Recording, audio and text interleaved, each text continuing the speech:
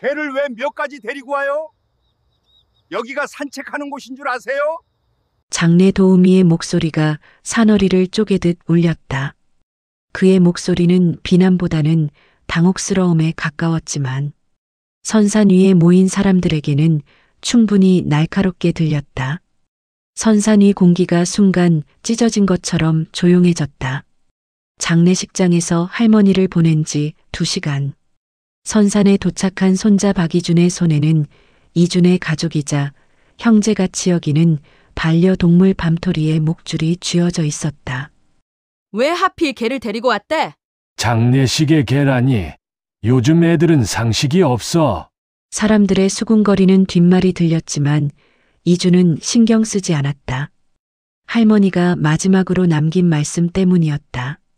준아, 밤토리 잘 돌봐라. 그 녀석이 너한테 보여줄 게 있을 거야. 병원 침대에서 산소호흡기를 끼신 채로 하신 그 말씀이 당시에는 그저 개를 잘 키우라는 당부인 줄만 알았다. 하지만 지금 묘 앞에선 밤토리의 행동은 심상치 않았다. 밤토리는 묘비를 보자마자 몸을 떨기 시작했다.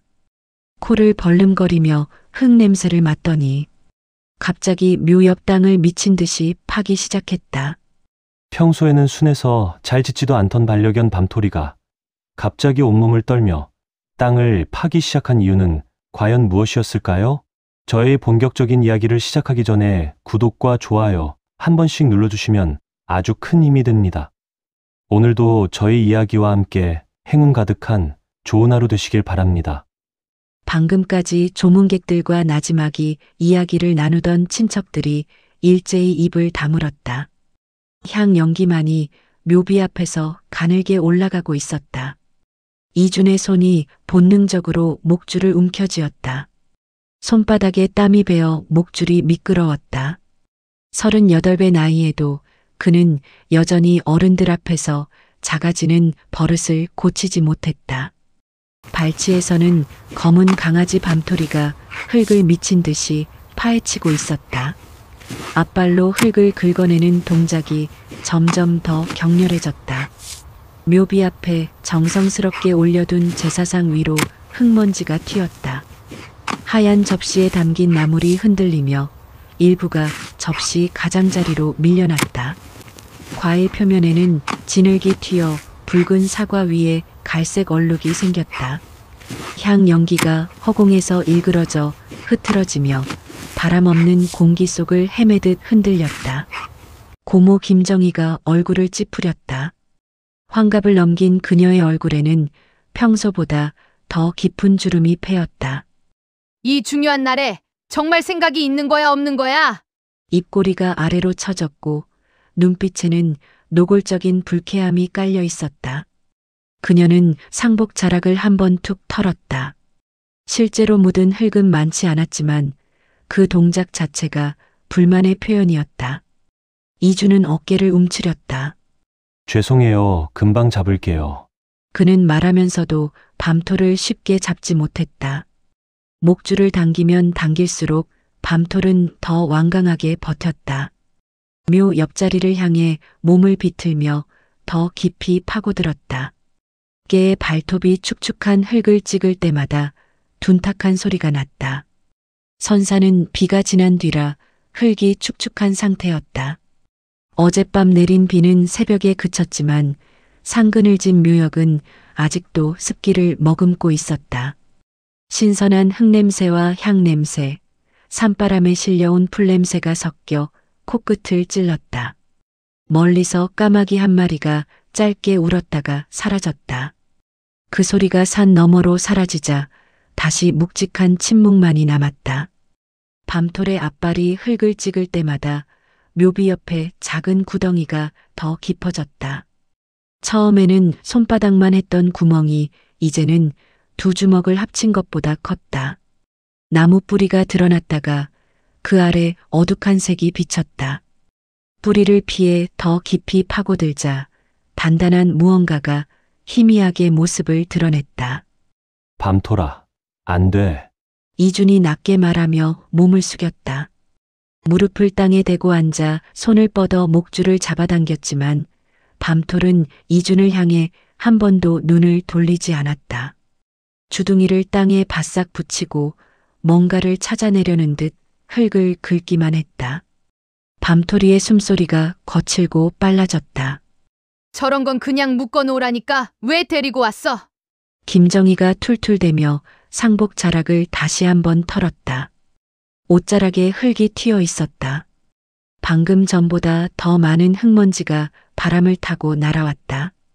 이주는 대답 대신 고개만 숙였다. 밤토리를 집에 두고 올 수도 있었다. 하지만 할머니는 생전에 밤토리를 무척 좋아하셨다. 손자 이준이가 할머니 댁에 놀러 갈 때마다 밤토리를 데리고 가면 할머니는 항상 마당에서 밤토리를 불러 쓰다듬고는 하셨다. 이 녀석이 우리 집 폭덩이야. 그리고 할머니는 이렇게 말씀하시곤 했다. 그래서 이주는 밤토리를 무조건 데리고 왔다. 할머니께 마지막 인사를 시키고 싶었기 때문이다.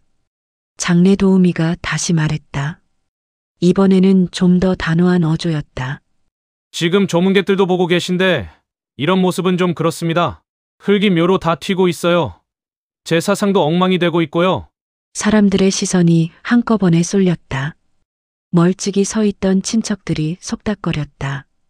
누군가는 혀를 찾고 누군가는 어깨를 으쓱였다. 동네 어르신 몇 분은 고개를 절레절레 흔들며 뭐라 중얼거렸다. 그 말들은 정확히 들리지 않았지만 이준의 귀에는 비난으로만 들렸다. 이준의 뺨이 뜨거워졌다. 38이 되어서도 여전히 창피함을 견디기 어려웠다. 이번에는 좀 더 세게 그는 다시 한번 목줄을 당겼다. 밤토라, 제발. 하지만 밤토리는 멈추지 않았다. 오히려 더 거세게 땅을 팠다. 흙이 뒤로 튀며 이준의 바지에 묻었다. 검은 양복 바지가 갈색으로 얼룩졌다.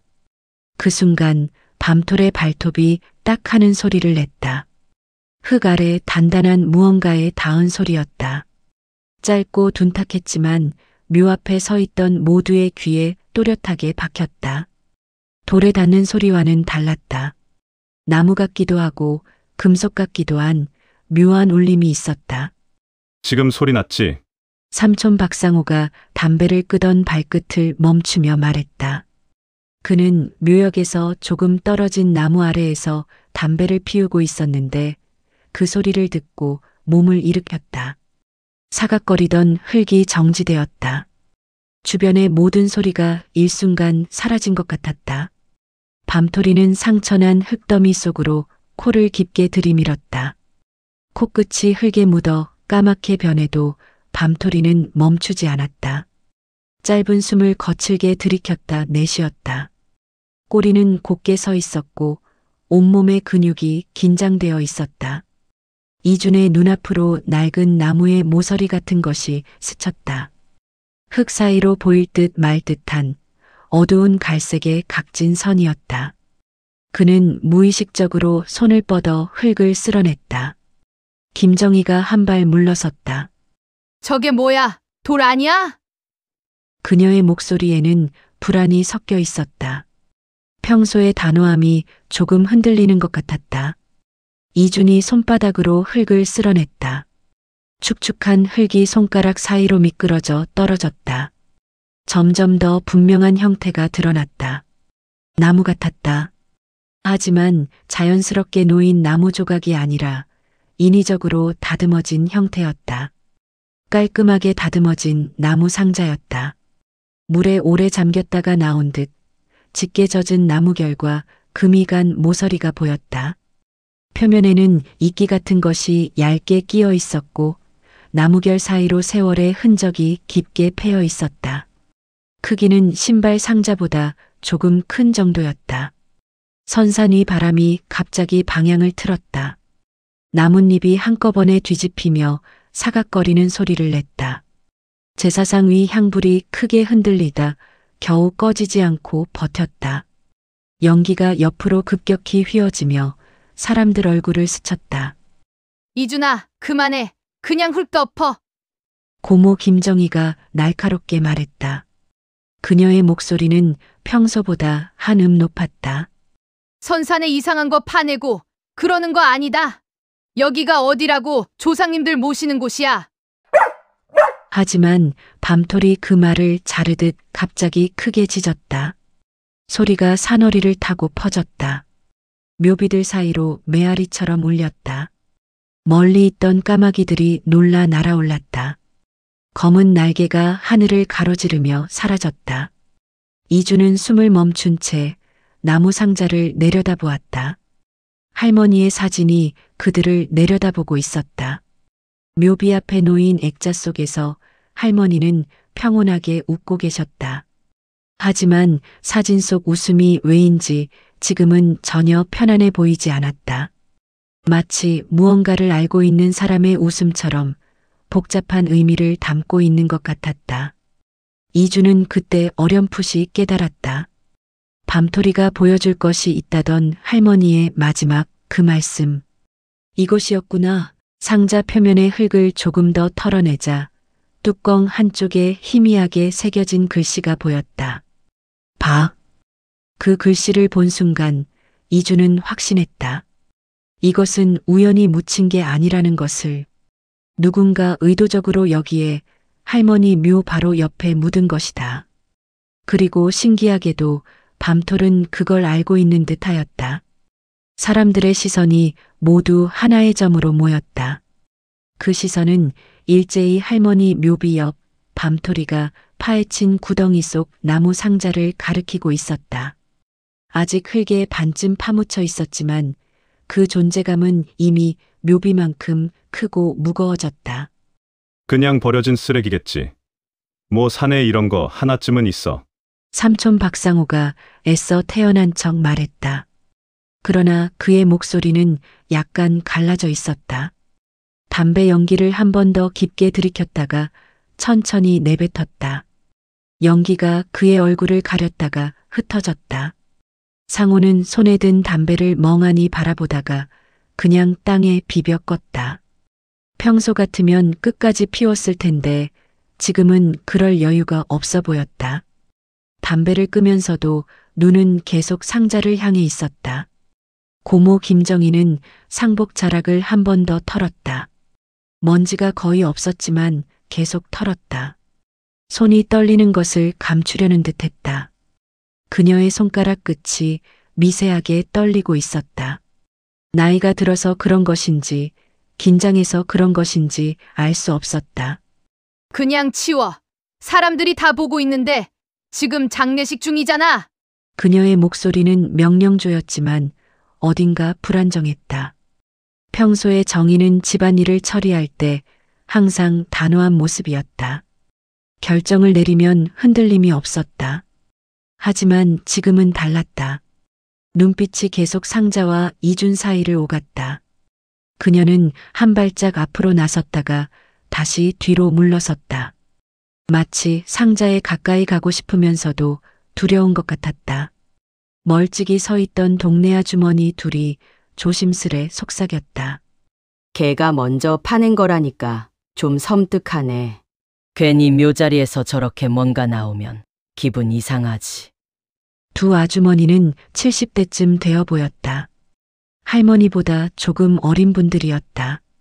평생을 이 동네에서 살아온 사람들이라 우리 집안 사정을 웬만큼 다 알고 있었다. 그들이 속삭이는 소리는 낮았지만 충분히 들렸다. 이준의 등 뒤로 자잘한 시선들이 꽂혀 있었다. 귓속말이 여기저기서 들리기 시작했다. 누군가는 휴대폰을 꺼내 들었다가 다시 주머니에 넣었다. 사진을 찍으려다 만 것 같았다. 장례식장에서 사진을 찍는 것도 예의가 아니지만 이런 상황을 찍는 건 더욱 아니라는 생각이 스친 것 같았다.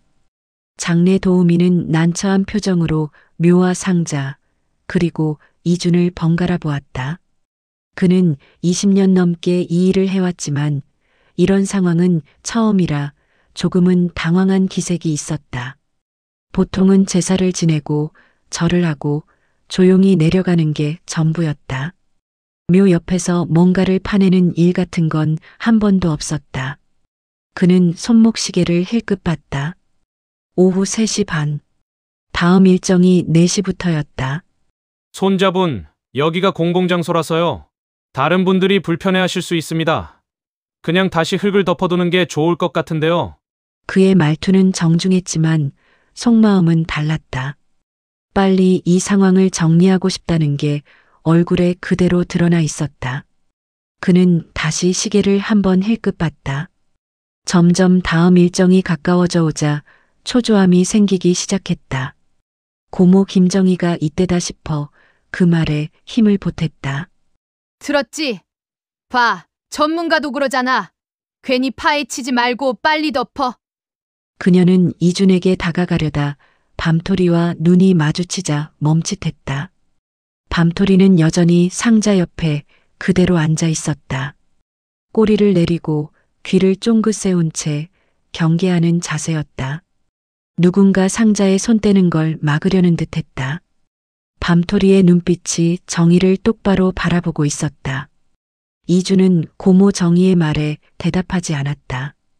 대신 밤토리 옆에 쭈그려 앉아 상자를 더 자세히 들여다보았다. 상자 나무 표면엔 흙이 딱딱하게 굳어 붙어 있었다. 손톱으로 긁자 그 아래 오래된 나무결이 드러났다. 나무는 단단했다. 소나무나 참나무 같은 단단한 목재로 만든 것 같았다. 상자의 모서리를 살펴보니 못이 박혀 있었다. 녹슨 못이었다. 오래전에 박은 것이 분명했다. 못 주변으로 나무가 약간 썩어 있었지만 전체적으로는 형태를 유지하고 있었다. 이주는 못 하나를 손가락으로 만져봤다. 못이 조금 흔들렸다. 시간이 지나면서 나무가 수축했기 때문이었다. 밤토리는 상자 모서리에 코를 박고 깊게 냄새를 맡았다. 한번 숨을 들이켰다가 짧게 내쉬며 낮게 울었다. 귀가 뒤로 젖혀졌고 꼬리는 바닥에 딱 붙어 있었다. 그 자세는 불안과 경계, 집중이 뒤섞인 상태처럼 보였다. 밤토리가 이렇게 긴장하는 모습을 이준이는 처음 봤다. 이준이는 밤토리를 진정시키기 위해 밤토리의 등을 천천히 쓸어내렸다. 밤토리의 털은 땅을 파느라 흙과 습기가 묻어 있어 약간 축축했다. 그리고 등의 근육이 팽팽하게 긴장되어 있었다. 왜 하필 여기야? 이준이의 중얼거림은 누구에게 묻는 말인지 알 수 없었다. 삼촌 박상호가 어깨를 한번 으쓱이며 말했다. 야, 걔는 원래 아무데나 파는 거야. 냄새나도 파고, 발 닿는 대로 파고. 그러나 그 말과는 다르게 그의 시선은 상자에서 쉽사리 떨어지지 않았다. 상호는 담배를 다시 꺼내 입에 물었다가 그냥 주머니에 다시 넣었다. 손이 가만히 있지 못하고 계속 움직였다.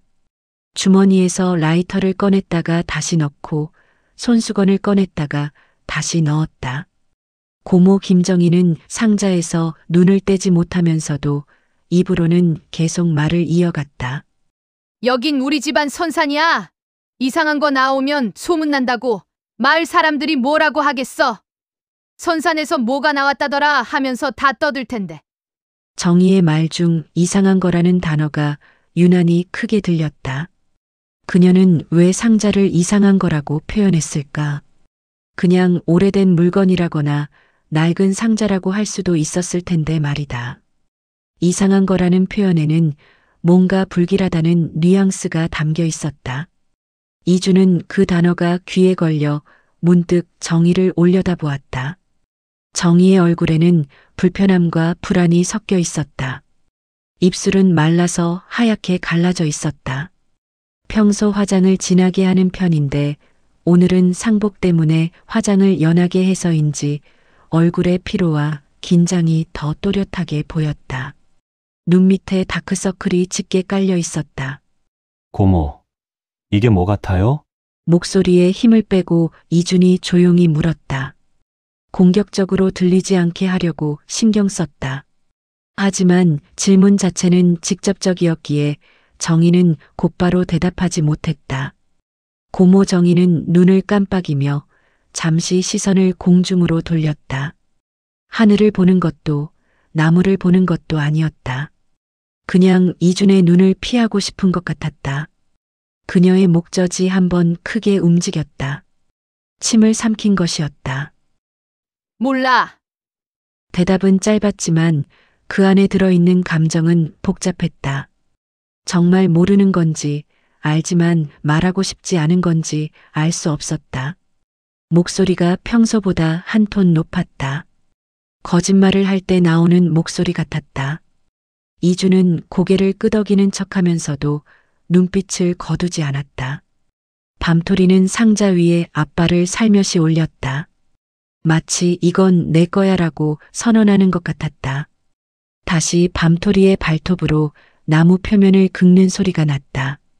걔가 저러는 거 솔직히 좀 기분 나쁘다. 삼촌 박상호가 말했다. 마치 원래 여기 있던 주인처럼 굴잖아. 그 말에 묘 앞에 서 있던 몇몇 친척이 고개를 돌렸다. 땅만 보던 사람도 폰을 만지작거리던 사람도 다시 상자 쪽을 힐끔거렸다. 시선이 한 곳에 모이니 공기가 더 무거워지는 것 같았다. 한 친척이 낮게 말했다. 동물이 저렇게 집착하는 건 뭔가 있다는 거 아냐? 다른 친척이 고개를 저었다. 미신이야, 미신. 걔가 뭘 안다고. 하지만 그렇게 말하면서도 그 친척의 눈은 계속해서 밤토리를 보고 있었다. 장례 도우미가 분위기를 정리해 보려는 듯 말했다. 저런 상자는 예전에 재물이나 짐 같은 거 넣어두곤 했어요. 그냥 오래된 건데 괜히 의미 부여할 필요 없으실 것 같습니다. 그의 말은 합리적으로 들렸다. 실제로 옛날에는 산에 물건을 묻는 일이 종종 있었다. 제사 지낼 때 쓴 그릇을 묻기도 하고 귀한 물건을 임시로 숨겨두기도 했다. 전쟁 때는 귀중품을 땅에 묻어두는 일도 많았다. 그래서 그 말은 겉으로는 합리적인 설명처럼 들렸지만 정작 아무도 완전히 안심시키지 못했다. 왜냐하면 상자에 새겨진 박이라는 글씨 때문이었다. 그냥 버려진 물건이라면 왜 성씨를 새겨 넣었을까? 선상 공기가 눈에 보이지 않는 선으로 갈라지는 것 같았다. 묘와 상자, 그리고 그 앞에선 사람들 사이에 알 수 없는 거리감이 생기고 있었다. 한 친척이 조심스럽게 말했다. 그냥 구청에 신고하는 게 어때? 문화재일 수도 있고. 다른 친척이 고개를 저었다. 문화되면 여기서 발굴 조사한다고 몇 달씩 묶어놓을 거야. 그동안 선산을 못 쓰게 될 거고. 그럼 그냥 덮어? 그냥 덮으면 될 것 같은데. 여러 말들이 오갔지만 아무도 직접 나서서 상자를 덮으려 하지는 않았다. 마치 그 상자를 건드리면 뭔가 일어날 것 같은 불안감이 모두에게 있었다. 이주는 속으로 생각했다. 그냥 덮으면 이 느낌도 없어질까? 하지만 바로 이어진 생각이 그의 손을 붙잡았다. 할머니가 살아계셨을 때 아버지가 마지막까지 붙잡고 있던 그 표정이랑 지금 고모 얼굴이 너무 닮았다는 생각이었다. 뭔가를 숨기고 있는 사람의 표정. 말하고 싶지만 말할 수 없는 사람의 표정. 이주는 그 표정을 잘 알고 있었다. 아버지가 돌아가시기 전 몇 년 동안 계속 그런 표정을 짓고 계셨으니까. 아버지는 사업에 실패하고 빚을 졌었다. 그러면서 집도 날아갔고 가족도 뿔뿔이 흩어지게 되었다. 그런데 아버지는 끝까지 다른 말은 없이 내 잘못이야. 내가 못나서 그래 라고만 하셨다. 이준이가 정말 아버지 잘못만 있어요? 라고 물었을 때도 아버지는 고개만 끄덕이셨다. 하지만 그 눈빛은 달랐다. 아니야, 다른 이야기가 있어 라고 말하는 것 같았다. 하지만 아버지는 끝내 그 이야기를 하지 않으셨다. 생각에 잠겨 있는 그 순간 밤토리가 낮게 으르렁거렸다. 상자를 향해 이빨을 드러냈다가 다시 입을 다물었다. 눈빛은 상자 안쪽을 꿰뚫고 있는 것처럼 깊었다. 이주는 더 이상 버티지 못하고 손을 상자 뚜껑 쪽으로 가져갔다. 흙이 말라 딱딱해진 부분을 손톱으로 조금씩 떼어냈다. 흙 조각이 떨어지며 바닥에 흩어졌다. 이준아, 그만하라고 했다. 고모가 굳은 목소리로 말했지만 이준이는 예전처럼 바로 멈추지 않았다. 이준의 손은 계속 움직였다. 뚜껑 윗부분의 흙을 털어냈다. 이준은 손가락을 상자 뚜껑과 몸통 사이틈에 밀어 넣었다. 차가운 나무가 손끝에 닿았다. 마치 오래된 살 같은 감촉이었다. 축축하고 딱딱하고 차가웠다. 그 순간 공기가 한층 더 무거워졌다. 누군가의 숨소리는 길게 늘어졌고 누군가는 숨을 멈췄다. 바람도 잠시 멈춘 것 같았다. 그리고 상자 뚜껑이 서서히 아주 조금 들렸다. 삐걱거리는 오래된 나무 소리가 들렸다. 녹슨 못이 움직이는 소리도 섞여 있었다. 그 소리가 선산 위에 퍼지자 일제히 사람들이 숨을 죽였다. 무엇이 나올까? 무엇이 들어있을까? 왜 여기에 할머니 묘 옆에 묻혀 있었을까? 이준이 떨리는 마음을 붙잡고 뚜껑을 손으로 조금 더 들어 올렸다. 뚜껑이 열리는 소리가 딱 하고 짧게 울렸다. 그 소리는 크지 않았지만 이준의 귀에는 묘비를 깨뜨리는 소리만큼 크게 들렸다. 고모 김정희의 표정이 순식간에 일그러졌다. 그녀의 얼굴에서 모든 혈색이 빠져나갔다. 입술이 파르르 떨렸다. 숨이 가빠지자 손으로 가슴을 짚었다. 평소 당당하던 그녀의 모습은 온데간데 없었다. 닫아. 지금 당장 그거 닫으라고. 정희는 상자 쪽으로 다가와 손을 뻗었다. 평소와 달리 움직임이 급했다. 발걸음도 흔들렸다. 상복 자락이 바람에 펄럭이며 흙먼지를 일으켰다. 그녀의 얼굴에는 공포에 가까운 감정이 드러나 있었다. 이주는 고모가 환갑이 넘은 나이에도 이렇게 당황하는 모습은 처음 봤다. 정희의 눈동자가 크게 흔들렸다. 그런 모습을 보고 밤토리가 먼저 반응하기 시작했다. 이빨을 드러내며 정희 앞으로 한 걸음 나섰다. 낮고 길게 으르렁거렸다. 목구멍 깊은 곳에서 나오는 경고의 소리였다. 온순하던 밤토리가 이렇게 사나운 모습을 보이는 건 이준도 처음 보는 일이었다. 밤토리의 목덜미 털이 곤두섰다. 정희는 당황한 눈빛으로 밤토리와 상자를 번갈아 오갔다. 그녀는 뒤로 한 걸음 물러섰다. 발이 돌부리에 걸려 비틀거렸다. 옆에 있던 친척 한 명이 재빨리 정희의 팔을 잡아줬다. 괜찮으세요? 라고 친척이 물었지만 정희는 대답하지 못했다. 걔 좀 잡아. 이게 지금 사람한테 짖는 거야? 목소리가 날카로워졌다. 평소에 위험 있는 톤은 사라지고 초조함만 남았다. 정희는 밤토리를 보며 한 걸음 더 물러섰다. 걔를 무서워하는 것 같지는 않았다. 걔가 지키고 있는 상자를 두려워하는 것 같았다. 정희는 손가락으로 상복 자락을 꽉 움켜쥐었다. 손톱 밑이 하얗게 질려 있었다. 이주는 밤톨의 목줄을 잡으려다 멈칫했다. 그의 손은 상자 위에서 떨어지지 않았다. 상자 안에서 올라오는 냄새가 묘하게 코를 찔렀다. 곰팡이, 습기, 오래된 종이의 냄새 아래 무언가 더 강하고 생생한 냄새가 섞여 있는 것 같았다. 돈 냄새처럼 느껴지는 비현실적일 정도로 현실적인 냄새였다. 지폐를 오래 묶어뒀을 때 나는 그 특유의 묵직한 냄새. 은행에 갔을 때 맡던 그 냄새와 비슷했다. 박상우가 목소리를 높여 말했다. 그냥 덮어. 지금 이거 연다고 뭐가 좋아지냐? 그는 담배를 완전히 버리고 이쪽으로 걸어왔다.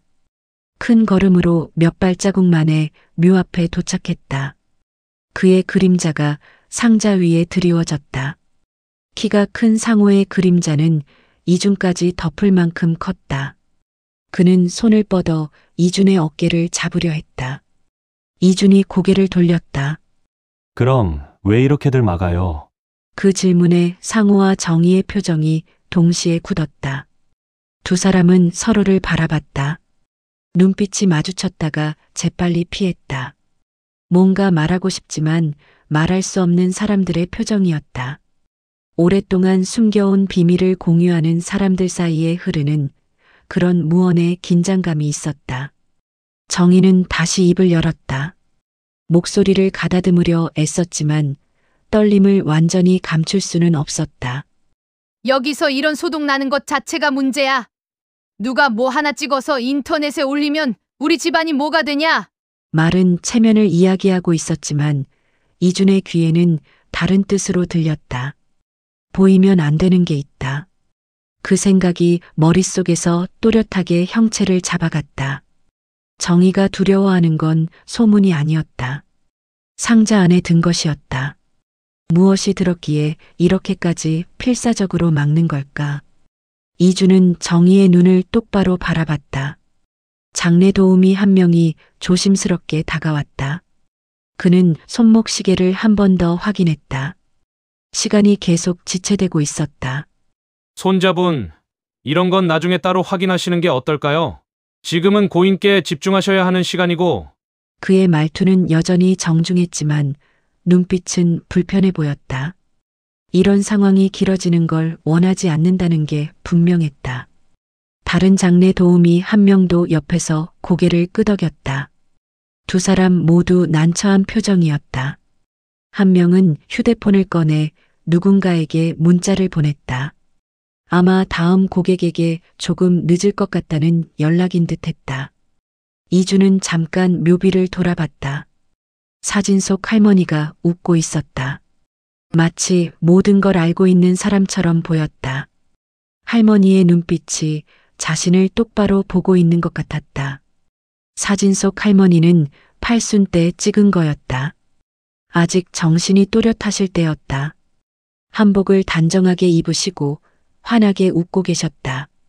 밤토리가 너한테 보여줄 게 있을 거야. 할머니의 마지막 말씀이 다시 귓가에 울렸다. 우연이 아니라 할머니는 상자가 여기 있다는 걸 알고 계신 듯하였다. 그리고 언젠가 밤토리를 통해서 이준이가 찾게 될 거라는 걸 할머니는 돌아가시기 전 몇 달 동안 밤토리를 유난히 많이 쓰다듬으셨다.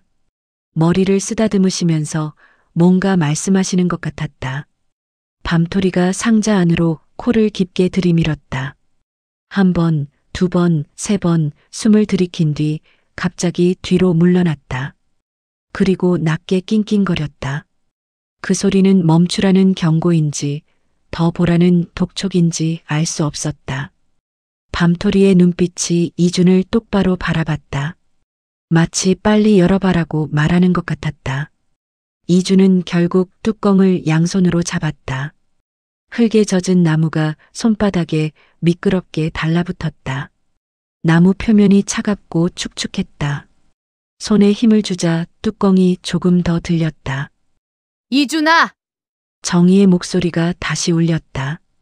이번에는 거의 비명에 가까웠다. 목청이 갈라지는 소리가 났다. 하지만 이번에는 도리어 그 목소리가 이준의 결심을 더 굳게 만들었다. 왜 이렇게까지 말리는 걸까? 정말 아무것도 아니라면 이렇게까지 필사적일 이유가 없었다. 이준은 뚜껑을 더 세게 잡아당겼다. 뚜껑이 천천히 그러나 확실하게 열렸다. 못이 나무에서 빠지는 소리가 연속으로 났다. 오래된 녹이 떨어져 갈색 가루가 바람에 날렸다. 뚜껑이 완전히 열리자 상자 안쪽이 드러났다.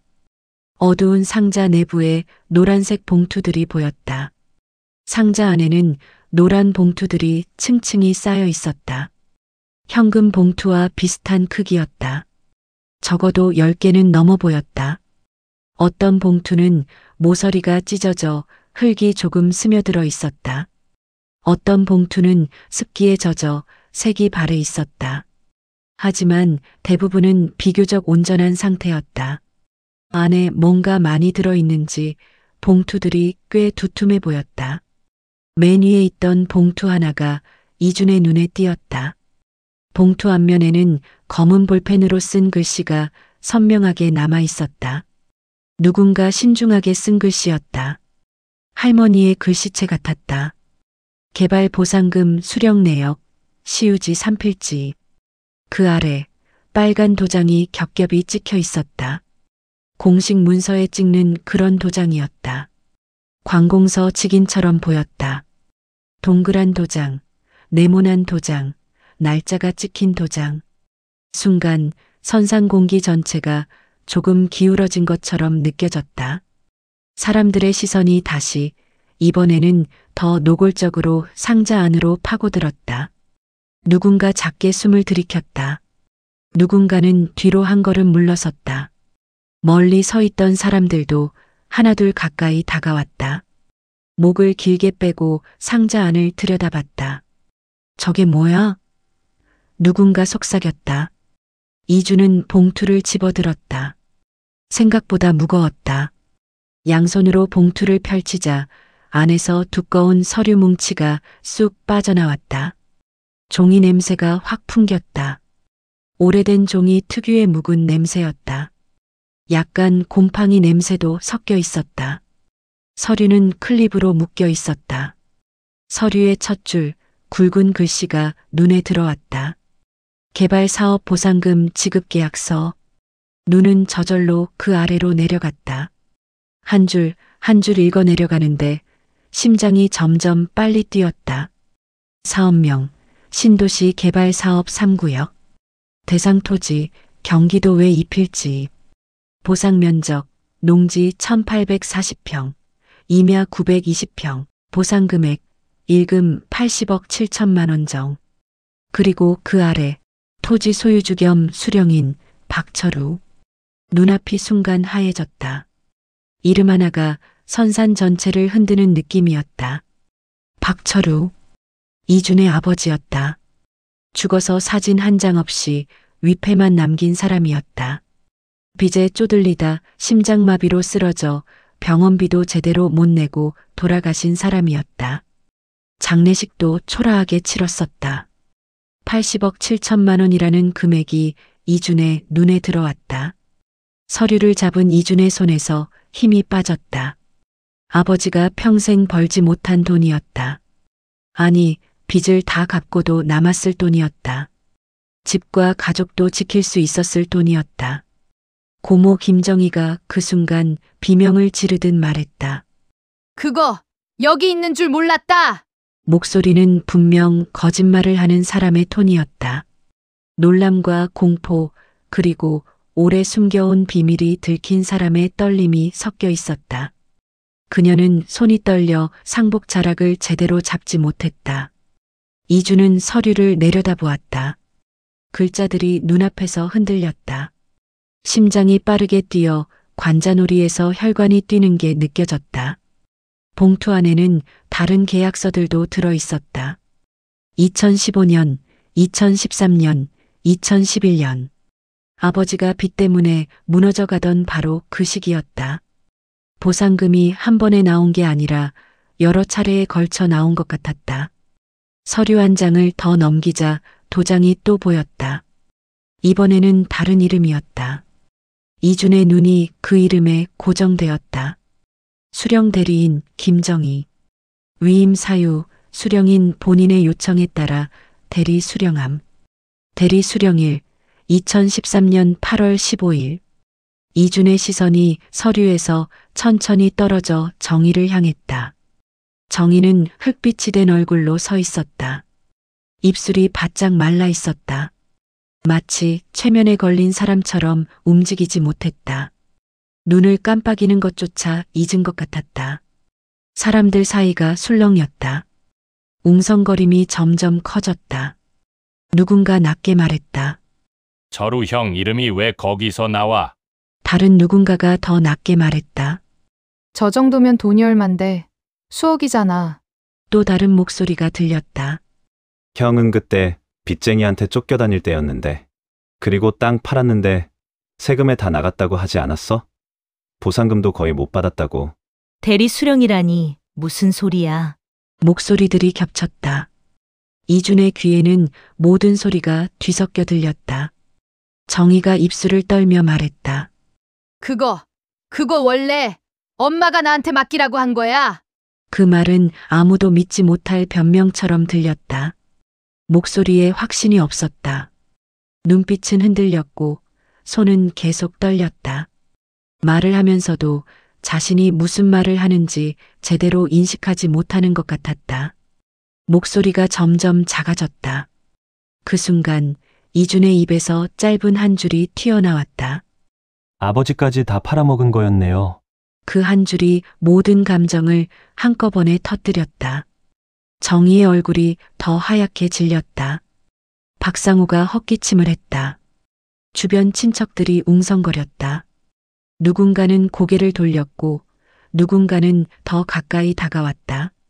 이준아, 그렇게 말하면 상우가 말을 꺼냈지만 끝까지 이어가지 못했다. 그도 서류를 받기 때문이었다. 아버지 이름, 고모 이름, 도장, 금액. 모든 게 또렷했다. 부정할 수 없는 증거였다. 이주는 다시 상자 안을 들여다봤다. 서류 봉투가 더 있었다. 어떤 봉투에는 1차 지급분, 2차 지급분, 최종 정산분이라고 적혀 있었다. 할머니는 이 모든 걸 알고 계셨던 걸까? 알면서도 묵인하셨던 걸까? 아니면 직접 지시하셨던 걸까?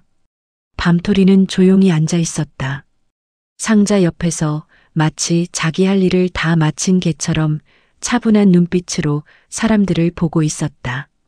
꼬리를 살짝 흔들며 혀를 내밀어 헥헥거릴 뿐이었다. 바람이 다시 불어 나뭇잎이 흔들리며 사각거렸다. 향 연기가 옆으로 흘렀다. 그때 제사상 위에 사과 하나가 굴러 떨어졌다. 선산 위의 공기가 점점 무거워졌다. 진실이 드러나는 순간은 항상 이렇게 무거웠다. 제사를 마치고 돌아가려던 사람들이 발길을 멈췄다. 김정희의 어깨가 눈에 띄게 떨리기 시작했다. 그런 말 함부로 하지 마. 입술은 그렇게 말하고 있었지만 눈빛은 이미 스스로를 변호할 힘을 잃은 사람처럼 비어 있었다. 그녀는 한 손으로 묘비를 짚었다. 다리가 후들거려 서 있기 힘든 것 같았다. 이주는 서류 봉투를 꽉 쥐었다. 손에 흙이 묻어 있어서 서류에도 갈색 얼룩이 생겼다. 이게 그렇게 간단하게 할 말이에요? 아버지 이름이 여기 있고 고모 이름이 옆에 찍혀 있는 게 다 확인됐는데? 그는 서류를 사람들 쪽으로 내밀었다. 가까이 있던 친척들이 하나둘 다가와 글자를 읽었다. 개발 보상금, 수령액, 지급일, 수령인, 도장. 글자 하나하나가 이 집안의 지난 10몇 년을 다시 쓰고 있었다. 80억 7천만 원, 3억 2천만 원, 9,500만 원. 모두 엄청난 금액들이었다. 박상우가 떨리는 목소리로 말했다. 철우 형은 그때 땅 다 정리했다고 했었잖아. 보상금도 안 나온다고 했었고 정산돼도 얼마 없다고. 그의 목소리에는 배신감이 섞여 있었다. 상우도 그때 형에게 돈을 빌려줬었다. 500만 원. 그때 당시 상우의 상황에서는 적은 돈은 아니었다. 형이 조금만 버티면 된다고 했을 때 상우는 믿었다. 하지만 그 돈은 돌아오지 않았었다. 다른 친척이 말을 이어받았다.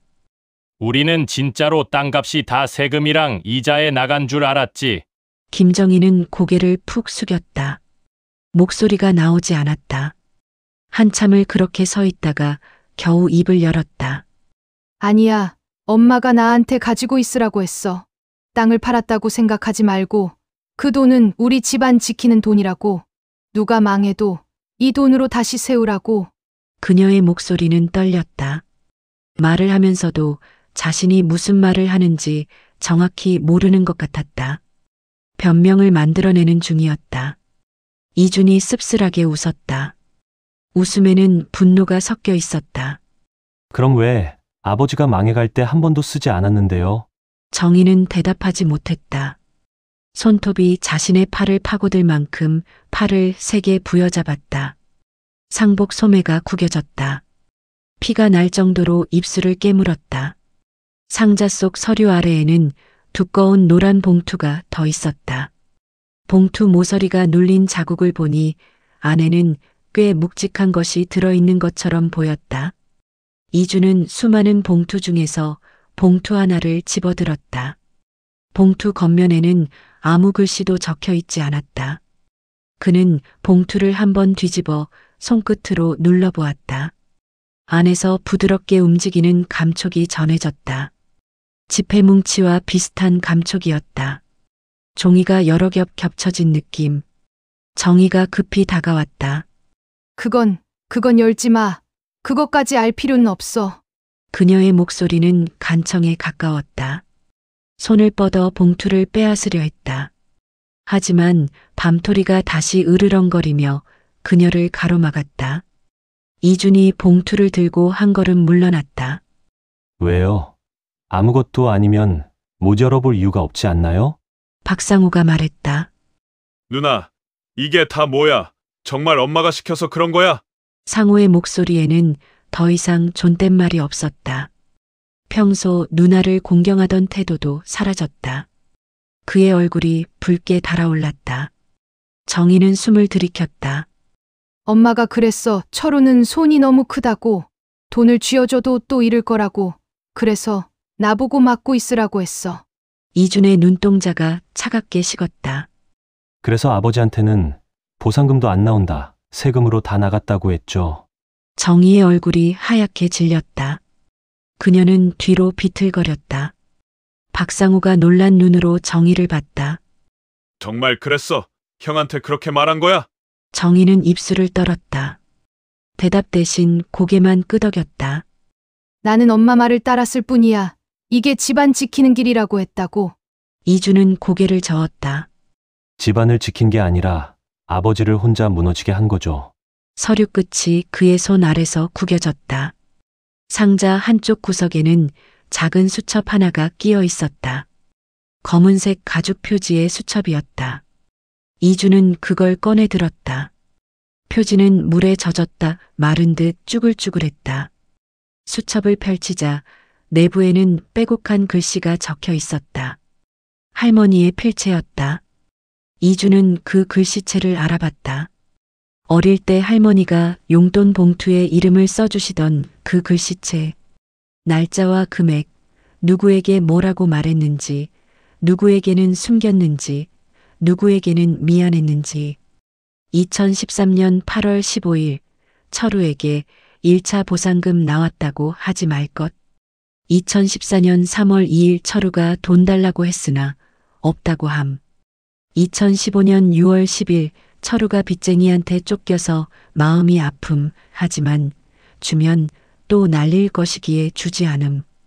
글씨는 또박또박했지만 내용은 잔인했다. 한 줄 한 줄이 아버지를 배신한 기록이었다. 마지막 장에는 짧은 한 문장이 적혀 있었다. 이 돈은 나중에 아이들이 알게 되더라도 싸우지 않게 써야 한다. 이주는 수첩을 덮었다. 밤토리가 그의 옆에 와서 앉았다. 밤토리는 상자를 한번 보고 묘비를 한번 본 뒤 이준의 얼굴을 쳐다보았다. 꼬리를 살짝 흔들었다. 한 친척이 떨리는 목소리로 물었다. 그럼 철우 형이 죽기 전까지 이 돈이 여기 있었다는 거야? 다른 친척이 대답했다. 형이 빚 때문에 고생할 때도, 병원비 없어서 힘들어할 때도. 정희는 대답하지 못했다.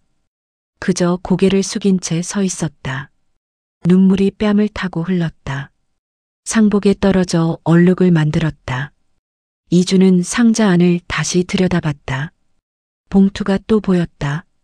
최종 정산, 보관용이라고 적힌 봉투였다.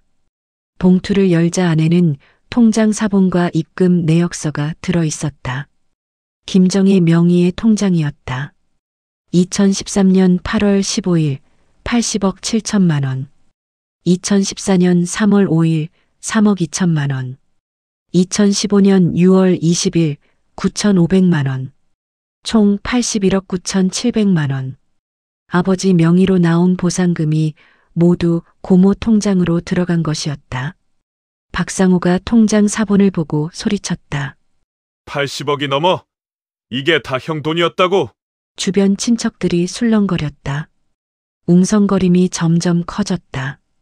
누군가는 화를 냈고 누군가는 한숨을 쉬었다. 형이 그 돈만 있었어도 집도 안 팔고 빚쟁이한테 쫓겨다니지 않았을 텐데. 이주는 서류와 통장, 수첩을 모두 품에 안았다. 증거들이었다. 아버지가 억울하게 죽었다는 것과 가족에게 배신당했다는 증거. 선산에 있는 사람들은 충격에 빠져 아무도 쉽게 발길을 돌리지 못했다. 밤토리는 조용히 이준 옆에 앉아 있었다. 상자 옆에서 마치 자기 할 일을 다 마친 개처럼 차분한 눈빛으로 사람들을 보고 있었다. 선산이 바람이 다시 불고 국화꽃이 크게 흔들렸다. 꽃잎 하나가 떨어져 땅에 내려앉았다. 진짜 장례는 이제 시작되는 것 같았다. 저녁이 가까워지자 사람들은 하나둘 산을 내려갔다. 제사상은 정리되었고 남은 건 묘비와 향 냄새, 그리고 상자를 들고 있는 이준의 뒷모습뿐이었다. 해가 산 너머로 기울며 나무 그림자가 길게 늘어졌다. 공기는 낮보다 훨씬 차가워졌다. 저녁 기운이 스며들며 습기가 올라왔다.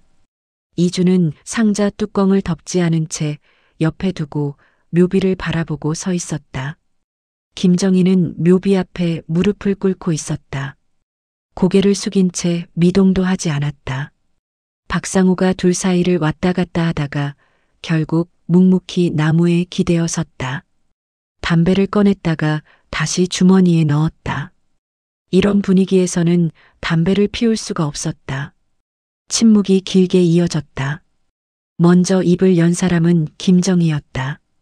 나는 처음부터 나쁜 마음만 있었던 건 아니었어. 그녀의 목소리는 금방이라도 부러질 것처럼 얇았다. 엄마랑 아버지가 그리고 철우가 가지고 있는 땅들은 지켜야 한다고 그랬어. 근데 개발 얘기가 나왔지. 보상금이 얼마다, 집 몇 채 값이다. 그런 얘기가 계속 들리는데 그녀는 숨을 들이켰다. 그때 엄마가 그랬어. 이 땅은 우리 집안 뿌리니까 함부로 팔면 안 된다고. 대신 보상금은 누가 힘들 때 쓸 수 있게 우리가 쥐고 있어야 한다고. 그래서 아버지한테도 다 말하지 말라고 한 거야. 이주는 묵묵히 듣고 있었다. 표정은 쉽게 읽히지 않았다. 그는 묘비 앞 돌계단에 앉았다. 밤토리 그 옆에 조용히 앉았다. 나는 그냥 엄마가 시킨 대로 했어. 서류에 도장 찍는 것도 같이 도와주고 보상금 들어오면 엄마랑 같이 챙기고. 그때는 그게 가족 지키는 일인 줄 알았어. 정희의 눈가에 눈물이 맺혔다. 눈물이 떨어져 상복 위에 작은 얼룩을 만들었다. 근데 철우가 자꾸 묻더라. 그래도 조금은 나오지 않았냐? 애들 학원비라도 대줄 수 있지 않냐? 그때마다 엄마가 시킨 말을 했어. 세금으로 다 나갔고 남는 거 하나도 없다고. 형은 자기 능력이 부족해서 그런 줄 알고 더 미쳐서 일하다가. 상호의 말은 끝까지 이어지지 않았다. 정희는 손으로 얼굴을 가렸다. 이준이 깊게 숨을 들이켰다가 천천히 내쉬었다. 고모는 아버지가 술에 취해서 내가 보는 앞에서 멱살 잡힌 거 봤어요? 이준이 조용히 물었다. 목소리는 낮았지만 묵직했다. 정희가 고개를 들었다. 눈이 붉게 충혈되어 있었다. 언제?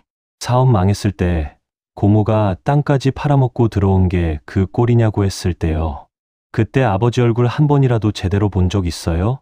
이준의 목소리에 감정이 스며들었다. 분노가 아니라 슬픔이었다. 그때 나는 중학교 2학년이었어요. 학교 끝나고 집에 왔는데 거실에 사람들이 모여 있었죠. 아버지가 무릎 꿇고 있었고 그 사람들이 아버지 멱살을 잡고 있었어요.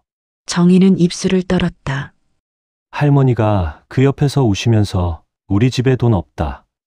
땅 팔아도 세금에 다 나갔다고 하셨어요. 고모도 그때 거기 있었죠. 오빠가 일을 그렇게 해놓고 뭘 바라냐고 했잖아요. 이준의 목소리가 떨렸다. 나는 그 순간 아버지 얼굴을 봤어요. 눈빛이 완전히 꺼진 그냥 죽은 사람 같은 얼굴이었어요. 정희는 계속해서 눈물을 흘렸다. 나는 그냥 엄마가 틀리지 않았다고 믿고 싶었어. 박상우가 작게 중얼거렸다. 나도 깊이 묻지 않았지. 형이 알아서 처리했겠지. 누나가 알아서 챙겼겠지 생각하고 힘들어하는 형한테 능력이 그거냐고 했으니까. 그의 목소리에도 죄책감이 묻어났다. 상우는 손으로 얼굴을 문질렀다. 눈이 빨갛게 충혈되어 있었다. 차가운 바람이 세 사람 사이를 지나갔다. 이주는 한참을 입을 다물고 있다가 천천히 말했다. 솔직히 지금도 이해는 안 가요. 아버지한테 한 번이라도 더 그 서류에 대해서 솔직하게 말했다면 이렇게까지는 안 왔을 수도 있겠죠. 정희는 조용히 고개를 끄덕였다. 이준이 상자를 가리켰다. 그래도 생각해보면 이걸 여기까지 끌고 나온 건 고모 잘못만은 아닌 것 같네요. 정희가 놀란 눈으로 이준을 봤다. 예상치 못한 말이었다. 이 상자 집에 두지 않고 할머니 묘 옆에 묻은 이유가 있을 거잖아요. 아마 할머니가 죽어서라도 보게 하고 싶어서겠죠. 정희의 눈에서 눈물이 뚝 떨어졌다. 목이 메어 말이 나오지 않았다. 무서울 때마다 여기 올라왔었어. 나도 한 번쯤은 열어보고 싶었는데 차마 못하겠더라. 열면 다 무너질 것 같아서. 근데 결국 이렇게 열렸네요. 밤토리 덕분에. 이준의 말에 세 사람 모두 상자를 잠시 바라보았다. 이제는 닫아도 다시는 예전처럼 없던 것이 되지는 않을 상자였다. 한번 드러난 진실은 다시 감출 수 없었다. 밤토리가 꼬리를 한번 흔들었다. 정희가 떨리는 목소리로 물었다. 이준아, 너는 나를 용서할 수 있겠니? 이준은 곧바로 대답하지 않았다. 고모, 용서는 지금 제가 입으로 말한다고 되는 게 아닌 것 같아요. 정희의 어깨가 축 처졌다. 그냥 이제부터는 제대로 하면 될 것 같아요. 숨기지 말고, 도망치지 말고. 아버지가 받았어야 할 돈, 친척들이 빌려준 돈, 다 정산해야죠. 그리고 고모가 어떻게 책임질지도 같이 정해야 하고요. 정희는 고개를 끄덕였다. 내가 다 책임질게. 박상우가 말했다. 법적으로 어떻게 해야 할지 변호사랑 상담해봐야겠다. 이거 복잡한 문제야. 이준이 고개를 끄덕였다. 이준은 상자를 다시 들어 올렸다. 무거웠지만 이제는 조금 익숙해진 무게였다. 내려가요. 세 사람이 묘 앞에서 일어섰다. 정희는 묘비를 한 번 더 바라봤다. 깊게 그리고 오래 손을 모아 절을 했다. 엄마도 이제는 잘못했다는 생각하고 계시죠? 그녀의 목소리가 떨렸다. 울먹이는 소리였다. 박상우도 묘비 앞에서 허리를 숙였다. 이준도 마지막으로 할머니 사진을 바라봤다. 할머니가 나에게 말하고 싶었던 게 이거 맞죠? 마음속으로 물었다. 사진 속 할머니는 여전히 웃고 있었다.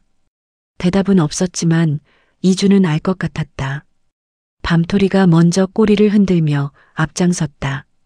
상자를 두 손으로 꼭 안고 이준이 그 뒤를 따랐다. 세 사람은 말없이 산길을 내려갔다. 하늘이 점점 어두워졌다. 정희가 중간쯤에서 발을 헛디뎠다. 상우가 재빨리 팔을 잡아줬다. 괜찮아? 응, 고마워. 짧은 대화였지만 그 안에 많은 의미가 담겨 있었다. 산을 내려오는 동안 아무도 말하지 않았다. 각자 생각에 잠긴 침묵이 이어질 뿐이었다. 이주는 병원 침대에 누워있던 아버지의 마지막 모습을 생각했다. 미안하다, 아빠가 무능해서라고 하시던 그 말을.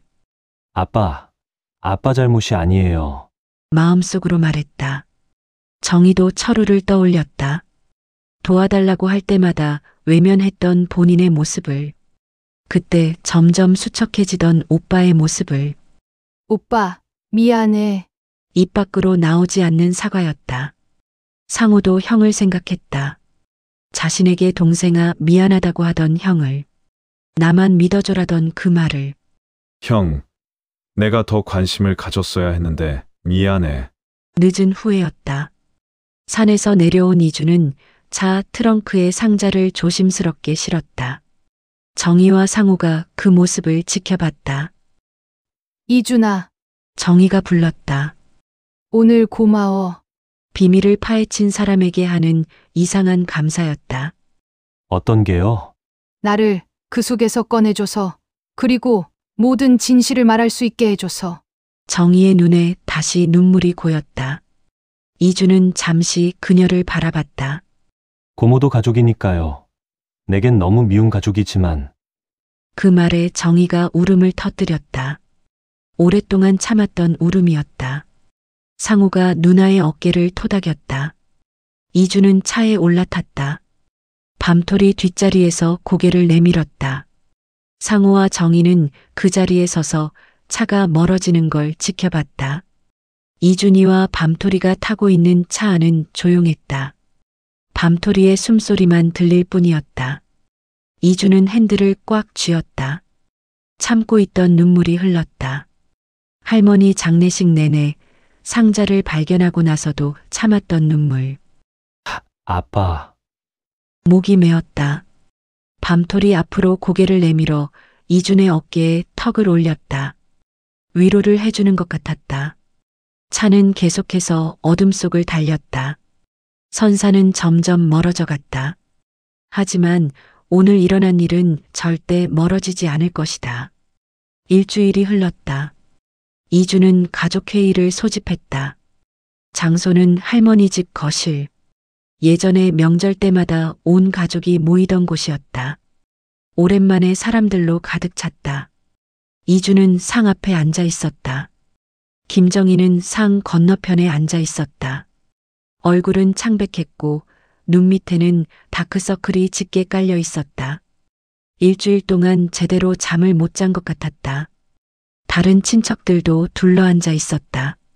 철우에게 돈을 빌려줬던 사람들, 가까운 친척들, 모두 15명 정도 되었다. 이준이 입을 열었다. 다들 오셨으니 시작하겠습니다.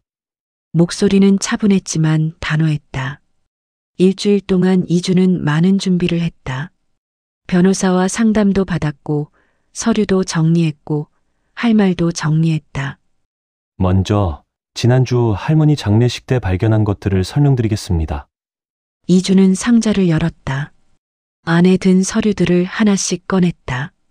이건 아버지 명의로 되어 있던 농지와 임야에 대한 개발 보상금 계약서입니다.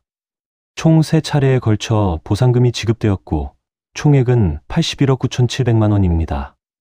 숫자를 듣는 순간 사람들 사이에서 탄식이 흘러나왔다. 80억이 넘어. 그 돈이 다 어디 갔는데. 이준이 계속 말했다. 하지만 아버지는 이 돈을 한 푼도 받지 못했습니다. 모든 돈은 고모 명의 통장으로 입금되었기 때문이죠. 그는 통장 사본을 들어보였다. 사람들이 몸을 앞으로 기울여 숫자를 확인했다. 정희는 입술을 깨물었다. 이준이 말을 이었다. 할머니도 알고 계셨습니다. 그는 할머니의 수첩을 펼쳤다. 몇 페이지를 읽어주었다. 날짜, 금액, 거짓말의 기록들이 밝혀지자 사람들의 얼굴이 점점 굳어졌다. 누군가는 고개를 저었고 누군가는 한숨을 쉬었다. 박상우가 말했다. 난 아직까지도 어머니가 이런 일에 관여하셨다는 게 믿기지가 않아. 그의 목소리에는 실망이 묻어났다. 그때 한 친척이 물었다. 그럼 그 돈은 지금 어디 있어요? 다 쓴 거예요? 김정희가 떨리는 목소리로 대답했다. 아니요, 남아 있어요. 사람들이 웅성거렸다. 그럼 왜 철우한테 안 준 거야? 나는 엄마 말만 믿었어. 철우 오빠는 손이 크니까 돈을 줘도 또 날릴 거라고. 그래서 내가 지키고 있어야 한다고. 이준이 차갑게 말했다. 그래서 아버지는 빚쟁이한테 쫓기고 집 잃고 가족 잃고 결국 죽었죠. 정희가 손으로 얼굴을 가렸다. 미안해. 친척 중에 한 명이 벌떡 일어났다. 미안하다고? 그걸로 끝이야? 언니가 오빠를 죽인 거나 마찬가지잖아. 친척의 목소리가 거실에 울렸다. 오빠가 마지막에 나한테 전화했을 때 뭐라고 했는지 알아? 본인이 무능해서 이렇게 된 거라고 했어. 근데 오빠 탓이 아니었잖아. 가족이 오빠를 배신한 거였잖아. 정희는 대답하지 못했다. 사람들이 이준을 봤다. 법적으로 이 돈은 아버지 재산이고 아버지가 돌아가셨으니 상속인에게 가야 합니다. 한 친척이 물었다. 상속인이 누구야? 저와 어머니입니다. 어머니는 이미 이혼하셨으니 법적으로는 제가 단독 상속인입니다. 이준의 말에 사람들이 고개를 끄덕였다. 이 사건은 법적으로는 횡령이나 배임에 해당할 수 있습니다. 정희의 얼굴이 더 하얗게 질렸다. 그 돈 전부 반환하세요. 정희가 고개를 들었다. 놀란 표정이었다. 전부? 정희의 입술이 떨렸다. 그럼 나는 원래 아버지 돈이잖아요. 이준의 목소리는 단호했다. 정희가 이준을 바라봤다. 눈에 간절함이 담겨 있었다. 근데 그 돈이 그대로 다 남아있지는 않아. 그건 고모 사정이지 않나요? 고모의 재량으로 다 갚으세요. 안 그러면 형사적으로 대응하겠습니다. 집도 팔고 내 것 다 팔아서라도 갚을게. 오늘부터 일주일 안에 통장 전액을 제 계좌로 이체하세요. 정희가 고개를 끄덕였다. 이준이 상에서 또 다른 서류를 꺼냈다. 마지막으로 할머니 유산 문제입니다. 사람들이 집중했다. 할머니는 유언장을 남기지 않으셨습니다. 하지만 이 수첩을 보면 할머니 의도가 어느 정도 드러납니다. 그는 수첩 마지막 페이지를 읽었다. 이 돈은 나중에 아이들이 알게 되더라도 싸우지 않게 써야 한다. 이준이 수첩을 내려놓았다. 할머니는 이 돈 때문에 가족이 싸우는 걸 원하지 않으셨습니다. 하지만 아이러니하게도 이 돈을 숨긴 것 때문에 가족이 무너졌죠. 사람들이 고개를 끄덕였다. 그래서 저는 이렇게 제안합니다. 이준이 잠시 멈췄다. 아버지 이름으로 장학재단을 만들겠습니다. 사람들이 놀란 표정을 지었다. 장학재단? 네, 어려운 사람들을 돕는 장학재단입니다. 아버지가 평생 하고 싶어 하셨던 일이에요. 이준의 목소리가 떨렸다. 아버지는 항상 나중에 여유 생기면 어려운 사람들 도와주고 싶다고 하셨죠. 그래서 이제 그걸 시연하려고 합니다. 친척 중 한 명이 눈물을 닦았다. 이준이다운 생각이네. 철호가 좋아했을 것 같아. 박상우도 고개를 끄덕였다. 좋은 생각이다. 나도 찬성해. 다른 친척들도 하나둘 동의했다. 형 이름으로 좋은 일 하는 거니까 나도 찬성이야. 돈으로 싸우는 것보다 훨씬 낫지. 이준이 말했다. 그럼 오늘 회의는 여기까지 하겠습니다. 사람들이 고개를 끄덕였다. 이해 있으신 분? 아무도 손을 들지 않았다. 그럼 이대로 진행하겠습니다. 회의가 끝났다. 사람들이 하나둘 일어났다. 누군가는 한숨을 쉬었고 누군가는 안도했다. 김정희는 고개를 숙인 채 마지막까지 자리에 앉아 있었다. 이준이가 고모에게 다가갔다. 정희가 고개를 들어 이준이를 쳐다보았다. 이준이는 아무 말을 하지 않은 채 돌아서서 나갔다. 밤토리가 꼬리를 흔들며 현관에서 이준이를 기다리고 있었다. 밤토라, 잘했지? 이준이가 밤토리 머리를 쓰다듬었다. 밤토리가 한 번 짖었다. 마치 그래, 잘했어라고 대답하는 것 같았다. 이준은 깊게 숨을 들이켰다. 무거운 짐을 조금 내려놓은 기분이었다. 아직 갈 길이 멀었지만 첫걸음을 뗐다는 생각이 들었다. 그걸로 충분했다. 해가 완전히 지고 선산 위에는 어둠이 짙게 내려앉았다. 도시 불빛이 닿지 않는 산이라 별빛이 유난히 또렷했다. 묘비 앞에는 치워진 제사상 대신 향꽂이와 국화꽃 몇 송이만 남아 있었다. 향은 거의 다 타들어가고 있었지만 연기만은 가늘게 계속 올라왔다.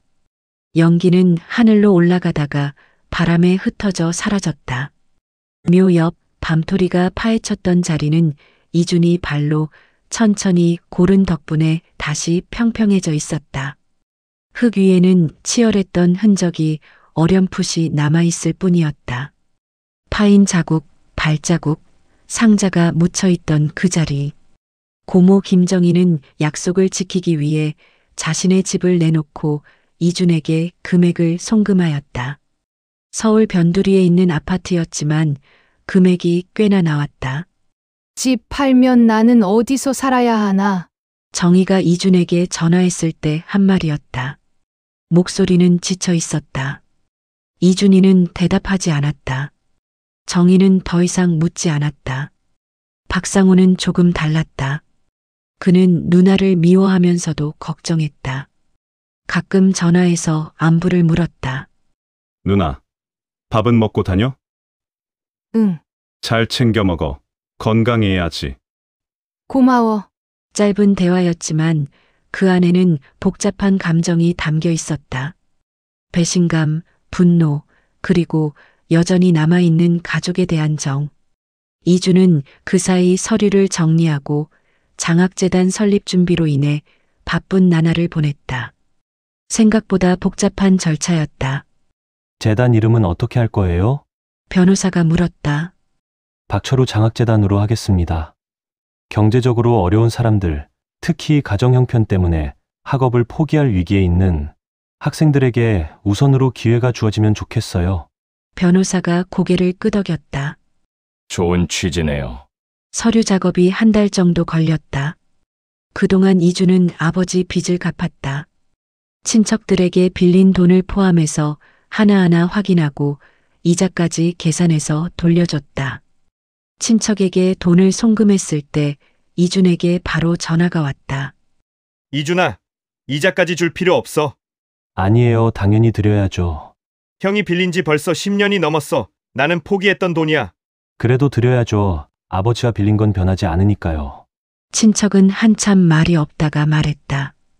이준아, 너 정말 형 닮았다. 감사합니다. 돈을 받은 친척들은 대부분 고마워했다. 진짜 받을 줄 몰랐어.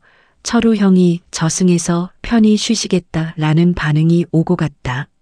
하지만 누군가는 아쉬워하기도 했다. 좀 더 일찍 알았으면 좋았을 텐데. 형이 살아계실 때 이 돈이 있었으면. 그 말들을 들을 때마다 이준의 가슴이 아렸다.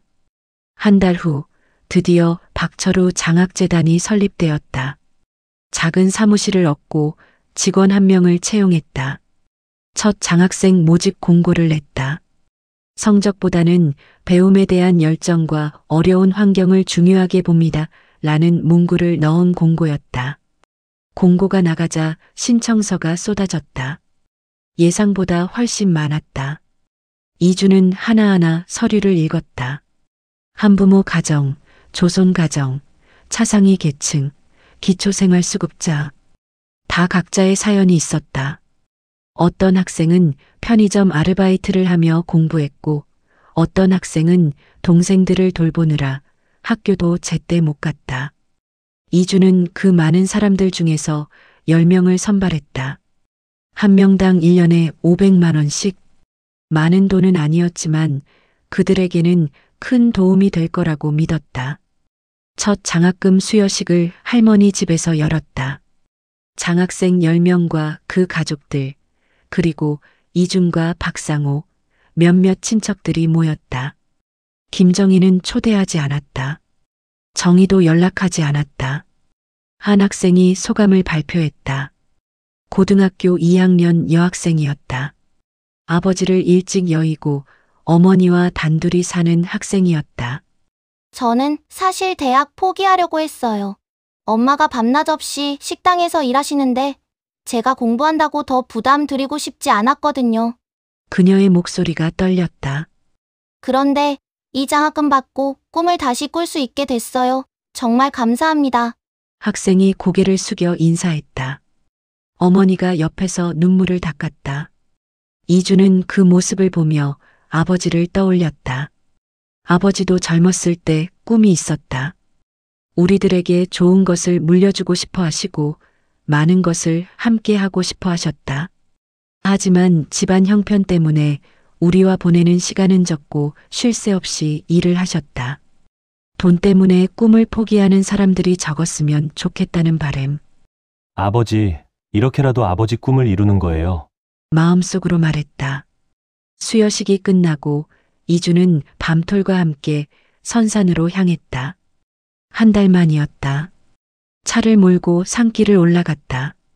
주차장에 차를 세우고 밤톨을 데리고 산길을 걸었다. 저녁 무렵이라 해가 기울고 있었다. 하늘이 붉게 물들었다. 이준이와 밤토리는 묘 앞에 도착했다. 국화꽃을 놓고 향을 피웠다. 밤톨은 조용히 옆에 앉았다. 할머니, 이준이 입을 열었다. 할머니가 원하신 게 이게 맞나요? 대답은 없었다. 바람 소리만 들렸다. 할머니는 가족이 싸우지 않기를 바라셨죠. 근데 그 방법이 틀렸던 것 같아요. 숨기는 게 아니라 솔직하게 말씀하셨어야 했어요. 향 연기가 하늘로 올라갔다. 아버지는 정말 억울하게 돌아가셨어요. 모든 게 자기 탓이라고 자책하면서 말이에요. 그게 제일 슬퍼요. 이준의 목소리가 떨렸다. 하지만 이제 바로잡았어요. 아버지 이름으로 좋은 일도 하고 있고요. 할머니도 기뻐하시겠죠? 밤톨이 낮게 낑낑거렸다. 이준의 손을 핥았다. 밤톨아, 고마워. 네가 아니었으면 이 상자 영원히 못 찾았을 거야. 밤토리가 꼬리를 흔들었다. 이준은 묘비 옆을 바라봤다. 상자가 묻혀있던 그 자리. 이제는 평평한 흙만 남아 있었다. 풀이 조금 돋아나기 시작했다. 이제 편히 쉬세요. 할머니 그리고 아버지도. 할머니, 이제는 아버지에게 잘해주실 거죠? 이제는 아버지가 힘들다고 하면 외면하지 말고 안아주세요. 이준은 절을 했다. 일어서서 주변을 둘러봤다. 선산에는 다른 묘들도 많았다. 할아버지, 증조할아버지, 그 위 조상들. 이 사람들도 각자 사연이 있었겠지. 살면서 잘못도 하고 후회도 하고. 이준은 그렇게 생각했다. 사람은 완벽하지 않다. 실수하고 상처 주고 때로는 용서받지 못하는 일도 한다. 그래도 바로잡으려고 노력하는 게 중요한 거겠지. 그 사이 해가 완전히 지고 어둠이 내렸다. 이준은 손전등을 켜고 산을 내려왔다. 밤토리가 앞장서서 선산을 내려왔다. 내려가는 길이 처음으로 가볍게 느껴졌다. 차에 올라타서 시동을 걸었다. 백미러로 선산을 봤다. 어둠 속에 묻혀 보이지 않았지만 거기에 존재하고 있다는 것을 알 수 있었다.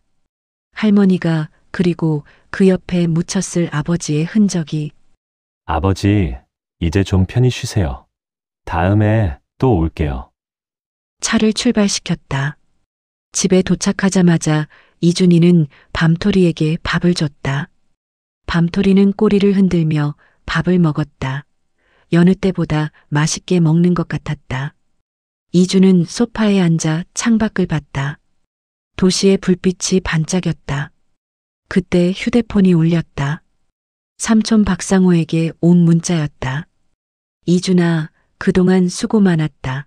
형도 분명 자랑스러워 하실 거다. 이준은 미소 지었다. 한 통의 문자가 더 왔다. 고모 김정희였다. 이준아, 너에 대한 소식 들었다. 정말 잘하고 있구나. 고맙다. 이준은 한참 그 문자를 바라봤다. 답장을 할까 말까 고민했다. 결국 짧게 답했다. 고모도 건강하세요. 정희에게서 답장은 오지 않았다. 이준은 휴대폰을 내려놓았다. 밤토리가 다가와 무릎에 턱을 올렸다. 밤토라, 우리 잘하고 있는 거지? 밤토리가 한 번 짖었다. 이준은 밤토리 머리를 쓰다듬었다. 창밖으로 달이 떠올랐다. 보름달이었다. 이준은 그 달을 보며 생각했다. 인생은 참 복잡하다. 가족이란 것도 복잡하고. 하지만 그 복잡함 속에서도 사랑은 남아있다.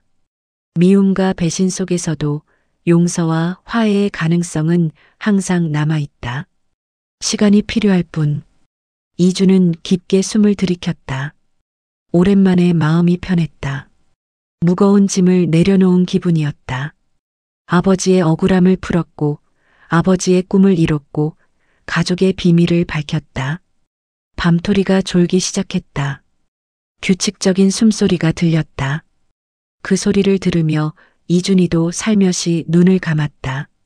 꿈속에서 아버지를 만났다. 아버지는 웃고 있었다. 오랜만에 보는 환한 미소였다. 아빠, 편히 쉬세요. 그래. 아들 고생했다. 그리고 고맙다. 아버지가 이준의 머리를 쓰다듬었다. 따뜻했다. 그렇게 아침이 밝았다. 새로운 날이었다. 이준은 일어나서 커튼을 열었다. 햇살이 쏟아져 들어왔다. 밤토리가 기지개를 켰다. 꼬리를 흔들며 이준을 올려다봤다. 밤토라, 산책 갈까? 밤토리가 신나서 짖었다. 이준은 목줄을 챙기고 밖으로 나갔다. 아침 공기가 상쾌했다. 새들이 지저귀고 사람들이 출근 준비를 하고 세상은 여전히 돌아가고 있었다. 이준은 밤톨과 함께 천천히 걸었다. 한 걸음 한 걸음. 그렇게 인생은 계속되는 것이었다. 선산 위 할머니 묘비 앞에는 향 연기가 가늘게 올라가고 있었다. 누군가 다녀간 흔적이었다. 노란 국화꽃이 새로 놓여 있었다. 비밀과 거짓, 배신과 후회, 그리고 용서와 화해. 그 모든 이야기가 이 땅 아래 잠들어 있다. 그리고 그 위로 새로운 생명이 자라나고 있었다. 지금까지 저희 이야기를 들어주셔서 감사합니다. 오늘 이야기는 어떠셨나요? 누군가 혹은 당신의 이야기일지 모르는 오늘의 이야기가 마음에 남으셨다면 가족과 친구, 지인에게 공유해 주세요. 구독, 좋아요와 함께 행운 가득한 하루 되세요.